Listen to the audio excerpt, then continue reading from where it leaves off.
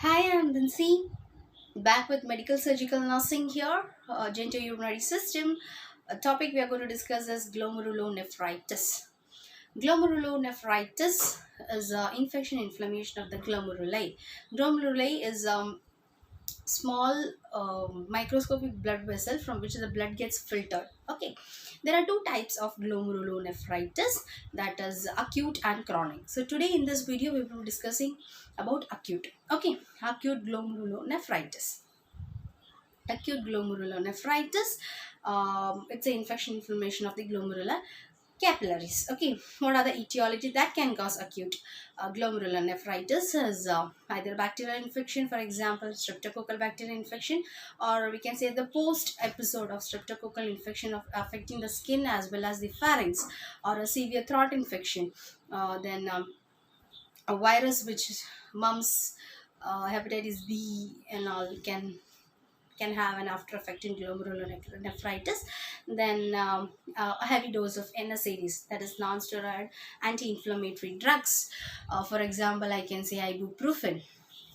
Okay, then nutritional deficiency patient or low immunity patient and all, severe alcoholic patients and all, we will be seeing this diseases. Okay, moving on to the pathophysiology.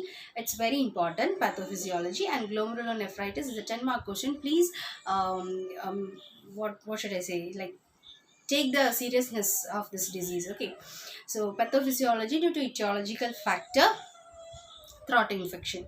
Okay, because of the throat infection, now when an infection occurs there should be an antigen antibody reaction. Okay, when the antigen gets incited, then the antibody reaction occurs, antigen antibody reaction. Okay, because of that the glomerular gets a scar. Now when the scar occurs, this pathophysiology is dividing into two. The first side, what happens is glomerular capillaries permeability get increased. Because of that, azotemia occurs. Because of azotemia, it is ending up in edema. This side is clear. Okay, I repeat this side once again. Due to etiological factor, there is a throat infection, antigen antibody reaction. Because of antigen antibody reaction, there is a scar formation in the glomerular membrane. From there the pathophysiology is dividing into two. The first stage, there is increased glomerular capillaries permeability. From there it is ending up in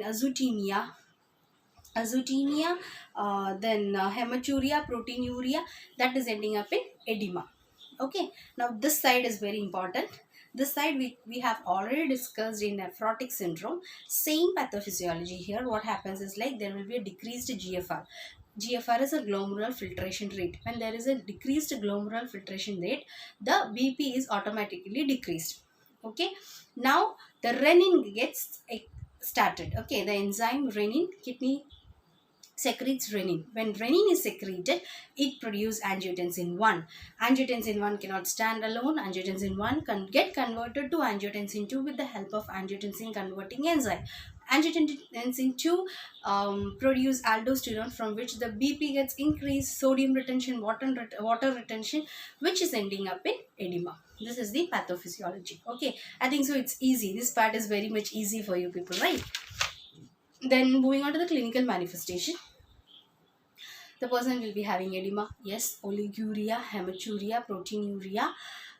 Then mainly mouth ulcer will be there for the patient. Okay, then moving on to the diagnostic evaluation, history collection, physical examination, blood test, mainly CBC and RFT, biopsy, then kidney scan. Okay, x-ray. This is all about the diagnostic evaluation. Moving on to the management, as we already discussed in the etiology, it might be due to bacteria, or it might be due to virus. So according to the cause, we have to give the treatment. If it is a bacterial virus, if it is a bacterial infection, we will give bacteria antibacterial drug. Okay, like example penicillin. If it is a viral infection, we will be giving antiviral drugs. Then antihypertensive drugs, diuretics, because edema is there for the patient. Immunosuppressant agent can be given. Okay, then sodium restriction diet, protein restriction diet, corticosteroids, analgesics for pain, and all symptomatic treatment will be given for this. I hope you all understood glomerulonephritis is very much important, both acute and chronic. Chronic we'll be discussing in the coming on videos. Okay, I hope you all understood. Thank you and take care.